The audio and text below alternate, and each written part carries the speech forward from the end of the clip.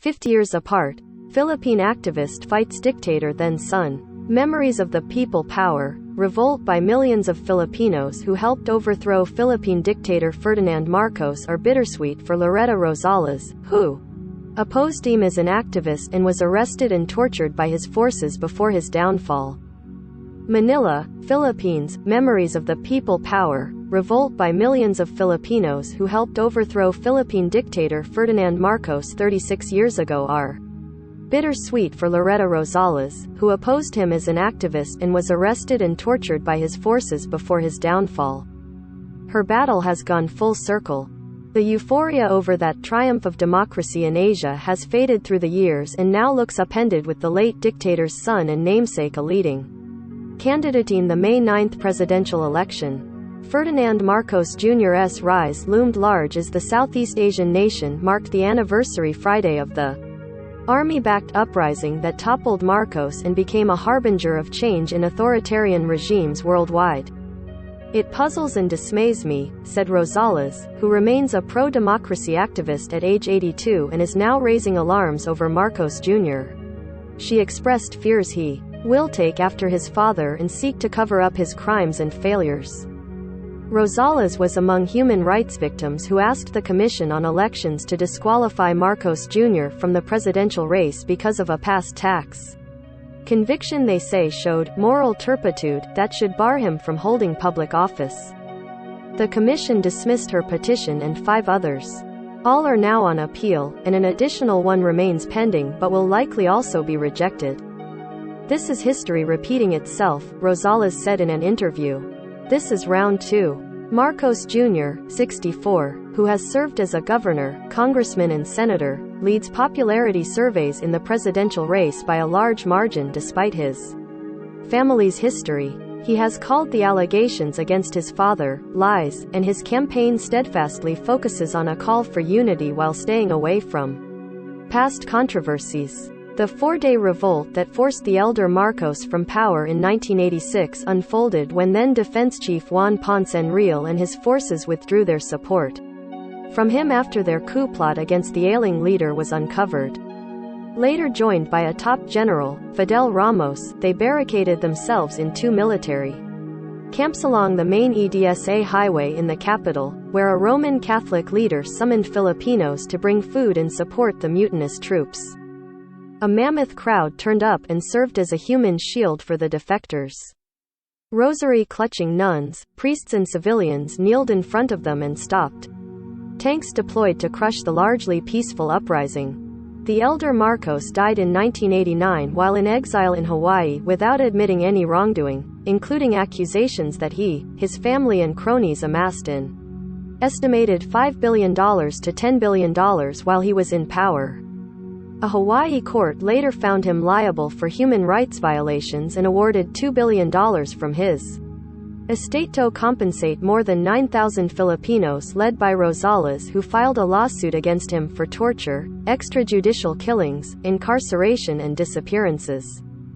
After the Marcos family returned from exile in the early 1990s, Marcos Jr. decided to run for Congress to protect his family from being hounded politically, he told broadcast journalist Karina Sanchez Roxas in a recent interview. In Rosales's suburban Manila home, a wall is filled with mementos of a life of activism, including as a member of the House of Representatives for 9 years and later as head of the Commission on Human Rights until 2015. The only reminder of the worst moments is a grainy military mugshot showing her with a tense smile and carrying a nameplate with the scribbled date 4 August 76. That was when she and 5 other anti-Marcos activists were arrested by military agents while meeting in a restaurant 4 years after Marcos placed the Philippines under martial law in 1972.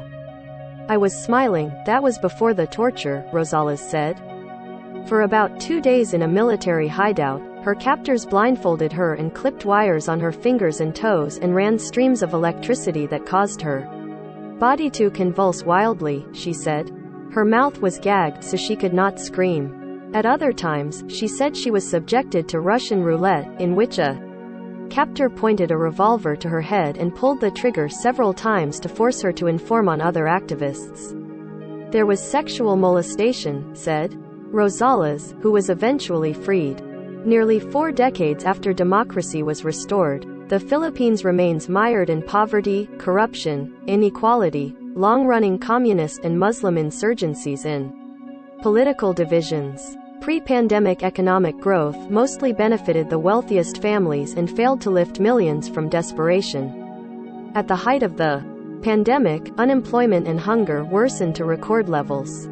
Ordinary Filipinos look at these realities and they question whether this is really what they want, Manila-based academic and analyst Richard Haydarian said, adding that disenchantment over the failures of liberal reformist politics in the post-dictatorship era steadily grew. This is where Marcos came in and Sadeway are the ultimate alternative. Many Filipinos remember relative peace and quiet under martial law in the 1970s as well as lavish infrastructure projects, and Marcos Jr. has promised increased prosperity and peace. His current strong following did not emerge overnight. As a vice presidential candidate in 2016, he won more than 14 million votes, losing to Leni Robredo by only 263,000 votes. Robredo, the leading liberal opposition candidate in the presidential race, ranks second in most popularity polls but is far behind Marcos Jr. 3 months before the vote. In a measure of how history has shifted, Enrile, now 98, has endorsed Marcos Jr.'s candidacy. Ex-Army Colonel Gregorio Honasan, a key leader of the coup plot against the elder Marcos, has been adopted by Marcos Jr. in his senatorial slate. Honasan, 73, said he has not decided whom to support among the presidential aspirants but that the choice of the people should be respected. If the Filipino people decide to have a collective national amnesia and say, "Let's give another Marcos a chance," who are we to question that? Honasan said in an interview. Rosales, who backs Robredo, remains hopeful and pointed to large numbers of volunteers who are campaigning for the current vice president on social media and across the country due to exasperation over corrupt and inept politicians. This volunteerism is a new kind of resistance, Rosales said. It is people power.